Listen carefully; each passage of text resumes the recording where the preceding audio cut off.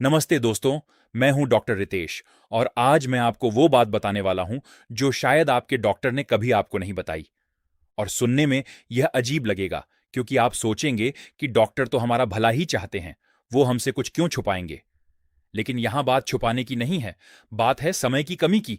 और उस कमी की वजह से आप अपनी जिंदगी के कई साल गंवा सकते हैं। तो चलिए शुरू से समझते हैं। आप क्लिनिक जाते हैं, ब्लड टेस्ट करवाते हैं, रिपोर्ट आती है फास्टिंग शुगर 110, पोस्ट मील 140। डॉक्टर एक नजर डालते हैं और बोलते हैं ठीक है, बॉर्डरलाइन है, थोड़ा ध्यान रखिए, मीठा कम कीजिए। और आप खुश होकर घर चले जाते हैं क्योंकि आपको लगता है कि सब कुछ नॉर्मल है, बस थोड़ी सी सावधानी चाहिए। लेकिन असलियत यह है कि यह एक नंबर आपको पूरी कहानी नहीं बताता। और यही वो गैप है जो सालों बाद आपकी सेहत पर भारी पड़ता है। देखिए, हर डॉक्टर की क्लिनिक में एक मरीज के लिए सिर्फ 5 से 7 मिनट होते हैं। इतने कम समय में वो आपको पूरी बायोलॉजी नहीं समझा सकते कि आपका शरीर अंदर से क्या कर रहा है। वो एक नंबर देखते हैं, एक दवाई लिखते हैं और अगले मरीज की तरफ बढ़ जाते हैं। ये उनकी गलती नहीं है, ये सिस्टम की मजबूरी है। लेकिन इस मजबूरी की कीमत कौन चुकाता है? आप, आपका शरीर, आपकी उम्र।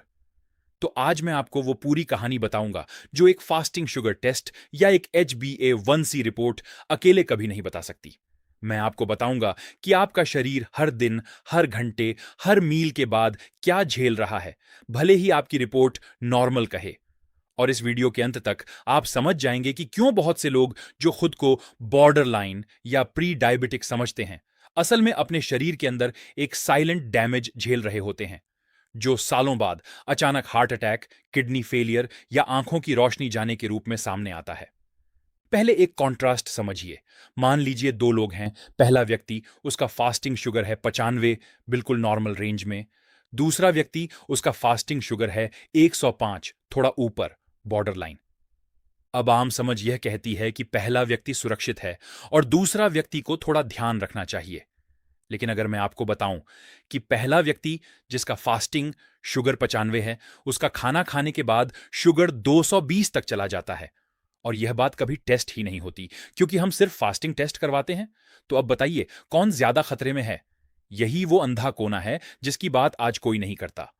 पोस्ट मील स्पाइक्स, यानी खाना खाने के बाद शुगर का अचानक ऊपर उछलना, यह हमारी ब्लड वेसल्स को उतना ही नुकसान पहुंचाता है, कई बार उससे भी ज्यादा, जितना एक लगातार हाई फास्टिंग शुगर पहुंचाता है। और चूंकि ज्यादातर लोग सिर्फ फास्टिंग शुगर या साल में एक बार HbA1c चेक करवाते हैं, ये स्पाइक्स पूरी तरह अनदेखे रह जाते हैं। सोचिए, अगर आपकी गाड़ी का इंजन दिन में सिर्फ एक बार अचानक ओवरहीट होता हो, बाकी समय ठीक रहता हो, तो क्या आप कहेंगे गाड़ी ठीक है? नहीं, वो डैमेज हर बार हो रहा है, भले ही आप उसे नोटिस ना करें। आपका शरीर भी बिल्कुल वैसे ही काम करता है। हर स्पाइक, हर उछाल, भले ही 2 घंटे के लिए हो, आपकी ब्लड वेसल्स की अंदरूनी परत को थोड़ा थोड़ा नुकसान पहुंचाता जाता है। और यह प्रोसेस सालों तक चुपचाप चलता रहता है। कोई दर्द नहीं, कोई लक्षण नहीं, जब तक कि नुकसान इतना बड़ा नहीं हो जाता कि शरीर चीख कर बताए। अब यहां एक और बात समझनी जरूरी है। हमारा मेडिकल सिस्टम नॉर्मल रेंज को एक सेफ जोन की तरह ट्रीट करता है, जैसे कोई लाइन खींची गई हो कि इस साइड सब ठीक है, उस साइड खतरा है। लेकिन बायोलॉजी इतनी सीधी सादी नहीं है। शरीर के अंदर कोई ऐसी दीवार नहीं है जो 99 पर सुरक्षित हो और 100 पर खतरनाक हो जाए। यह एक कंटिन्यूअस स्पेक्ट्रम है। आपका रिस्क धीरे धीरे, स्टेप बाय स्टेप बढ़ता रहता है, तब भी जब आपकी रिपोर्ट टेक्निकली नॉर्मल कहलाती है। और यहीं पर असली दिक्कत खड़ी होती है, क्योंकि जब रिपोर्ट नॉर्मल कहती है तो ना डॉक्टर आपको आगाह करते हैं, ना आप खुद कोई बदलाव करते हैं। आप वैसे ही खाते रहते हैं, वैसे ही बैठे रहते हैं, वैसे ही सोते हैं जैसे पहले सोते थे। और यह साइलेंट डैमेज चुपचाप जमा होता रहता है साल दर साल, जब तक कि एक दिन अचानक कोई बड़ी बीमारी सामने आ खड़ी हो। इंडिया में यह प्रॉब्लम और भी गंभीर है, क्योंकि हमारी जेनेटिक बनावट ऐसी है कि हम पश्चिमी देशों के लोगों की तुलना में कम उम्र में, कम वजन के बावजूद भी इंसुलिन रेजिस्टेंट हो जाते हैं। एक पतला दिखने वाला व्यक्ति भी अंदर से मेटाबॉलिकली अनहेल्दी हो सकता है। इसे मेडिकल भाषा में कहते हैं थिन फैट इंडियन, यानी बाहर से पतला, अंदर से मोटा। हमारे पेट के अंदर विसरल फैट ज्यादा जमा होता है, जो सीधे इंसुलिन रेजिस्टेंस बढ़ाता है। भले ही वजन का कांटा नॉर्मल दिखा रहा हो। तो अब आप समझ ही गए होंगे कि यह वीडियो सिर्फ एक और डायबिटीज वीडियो नहीं है। यह उस गैप के बारे में है जो आपकी रिपोर्ट और आपकी असली सेहत के बीच छुपा हुआ है। अगले हिस्से में मैं आपको बताऊंगा कि यह साइलेंट डैमेज बॉडी के अंदर एग्जैक्टली कैसे होता है, कौन कौन से ऑर्गन्स सबसे पहले प्रभावित होते हैं, और वो कौन सी 3 चीजें हैं जो ज्यादातर डॉक्टर अपने 5 मिनट के कंसल्टेशन में आपको समझाने का समय नहीं निकाल पाते। तो चलिए अब समझते हैं कि यह साइलेंट डैमेज शरीर के अंदर एग्जैक्टली होता कैसे है। जब आप खाना खाते हैं, चाहे वो रोटी हो, चावल हो या कोई भी कार्बोहाइड्रेट, वो टूटकर ग्लूकोज में बदलता है और ब्लड में मिल जाता है। अब पैंक्रियास इंसुलिन रिलीज करता है ताकि यह ग्लूकोज सेल्स के अंदर पहुंच सके और एनर्जी के लिए इस्तेमाल हो सके। यह एक बिल्कुल नॉर्मल प्रोसेस है। लेकिन जब बार बार दिन में 3-4 बार यह स्पाइक आता है, हाई शुगर ब्लड वेसल्स की अंदरूनी परत से टकराती है, जिसे हम एंडोथीलियम कहते हैं। और यह टक्कर छोटी नहीं होती, यह हर बार एक माइक्रो इंजरी की तरह काम करती है। अब जरा सोचिए, अगर किसी दीवार पर रोज हल्की सी रगड़ लगे, एक दिन तो कुछ नहीं होगा, लेकिन 10 साल बाद वो दीवार कमजोर पड़ने लगेगी, दरारें आने लगेंगी। आपकी ब्लड वेसल्स के साथ बिल्कुल यही हो रहा होता है, हर पोस्ट मील स्पाइक के साथ। और यह रगड़ सबसे पहले असर डालती है उन जगहों पर जहां ब्लड वेसल्स सबसे बारीक होती हैं, यानी आंखें, किडनी और नर्व्स। पैंक्रियास पर भी दबाव लगातार बढ़ता रहता है। हर स्पाइक के जवाब में पैंक्रियास ज्यादा इंसुलिन बनाता है। शुरुआत में शरीर यह मैनेज कर लेता है, लेकिन धीरे धीरे सेल्स इंसुलिन के प्रति कम सेंसिटिव होने लगती हैं।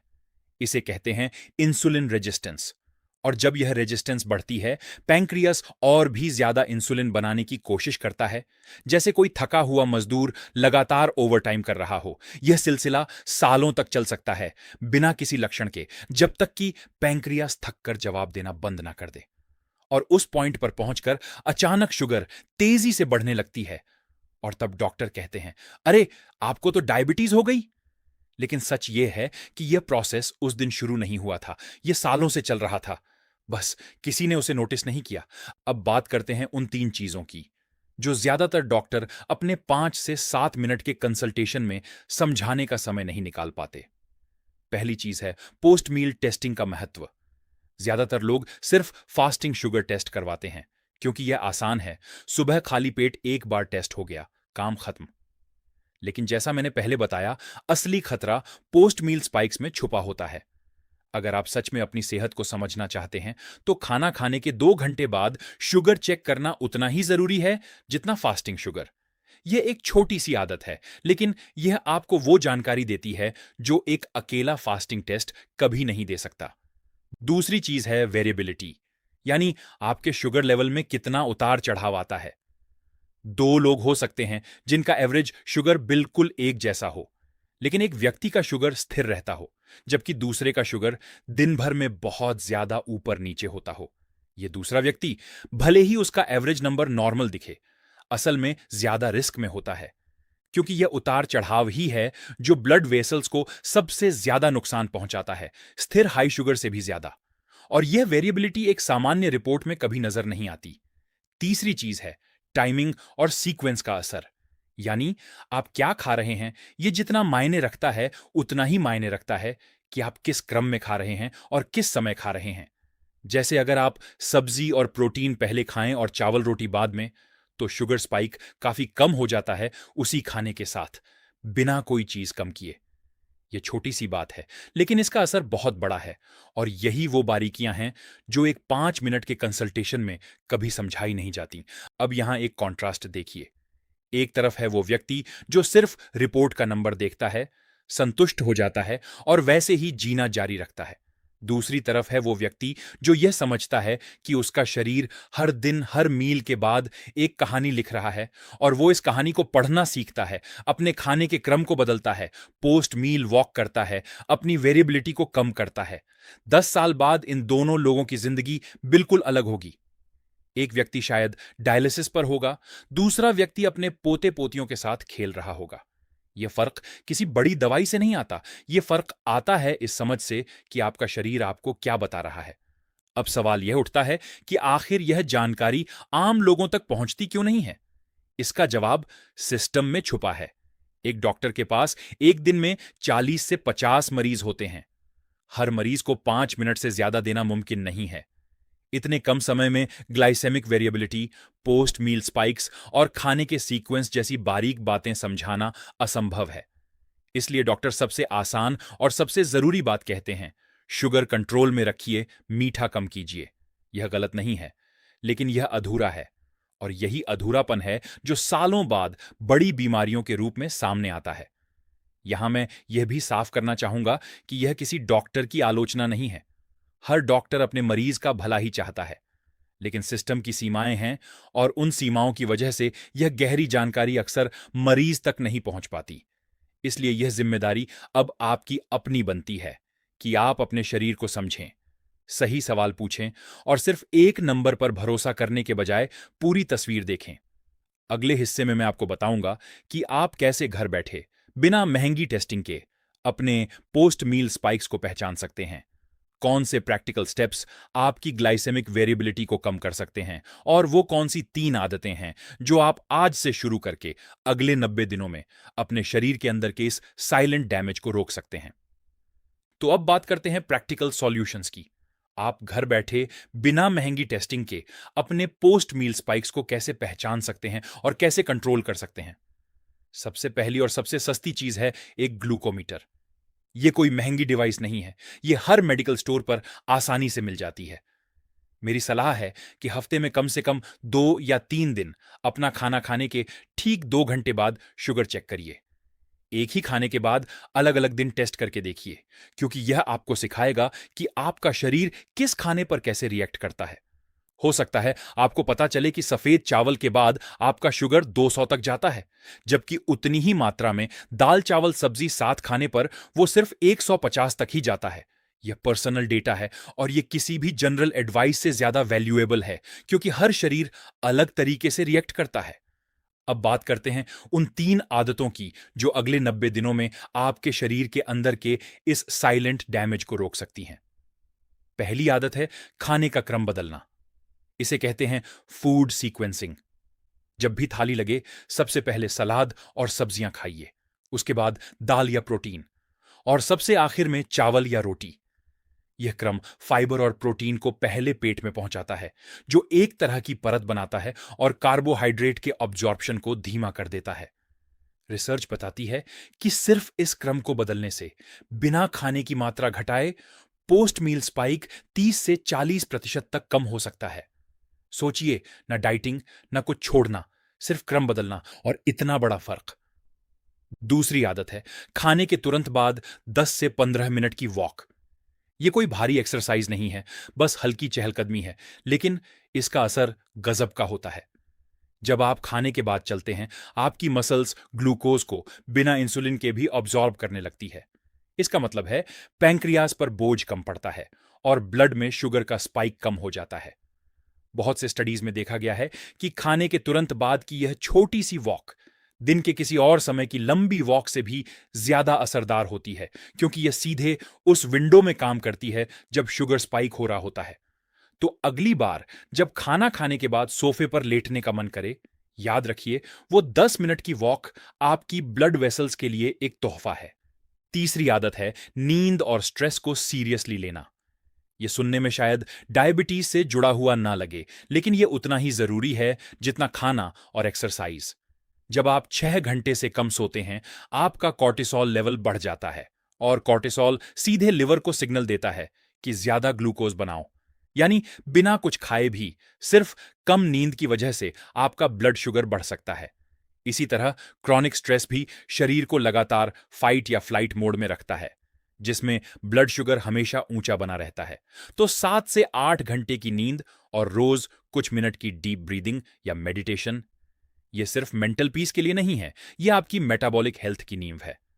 अब यहां एक जरूरी कॉन्ट्रास्ट समझिए।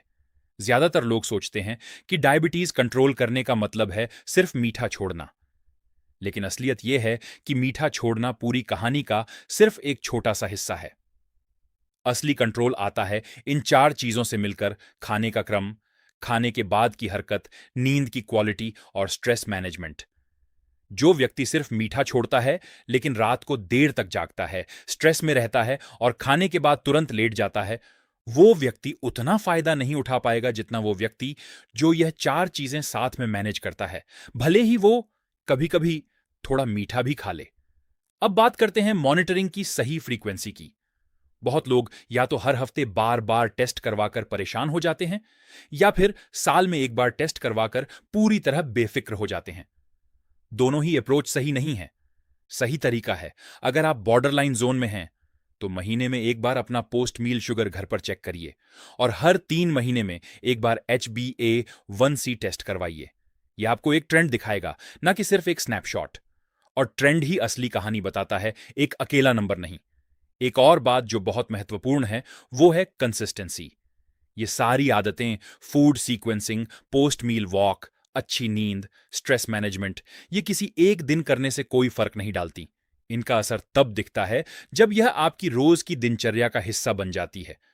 शुरुआत में शायद मुश्किल लगे, लेकिन 21 से 30 दिनों में यह आदतें अपने आप आपकी लाइफस्टाइल में घुल जाती हैं और तब आपको इनके लिए अलग से मेहनत नहीं करनी पड़ती। अब जरा सोचिए उस व्यक्ति के बारे में जो आज से यह बदलाव शुरू करता है। पहले महीने में शायद कोई बड़ा फर्क नजर ना आए, लेकिन तीसरे महीने में जब वो अपना HbA1c टेस्ट करवाएगा, वो नंबर थोड़ा बेहतर होगा। छठे महीने में उसकी एनर्जी लेवल बेहतर होगी, नींद बेहतर होगी। और 1 साल बाद जबकि उसके वो दोस्त जो अभी भी सिर्फ मीठा कम करो वाली सलाह पर टिके हुए हैं, धीरे धीरे कॉम्प्लिकेशंस की तरफ बढ़ रहे होंगे। यह व्यक्ति अपनी सेहत को एक नई दिशा में ले जा चुका होगा। यही फर्क है गहराई से समझने और सिर्फ ऊपरी सलाह मानने में। अगले और आखिरी हिस्से में मैं आपको बताऊंगा कि इस पूरी बात को आप अपनी रोज की जिंदगी में कैसे लागू करें, और वो एक आखिरी सच जो हर किसी को पता होना चाहिए, जो शायद सबसे ज्यादा जरूरी है। तो अब बात करते हैं इस पूरी बात को आप अपनी रोज की जिंदगी में कैसे उतारें।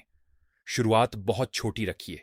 कल सुबह से एक ही बदलाव करिए। थाली में सबसे पहले सब्जी और सलाद खाइए, फिर दाल और सबसे आखिर में चावल रोटी। बस यही एक कदम। इसे 1 हफ्ते तक करिए, इसे अपनी आदत बनने दीजिए। उसके बाद दूसरा कदम जोड़िए, खाने के बाद 10 मिनट की वॉक।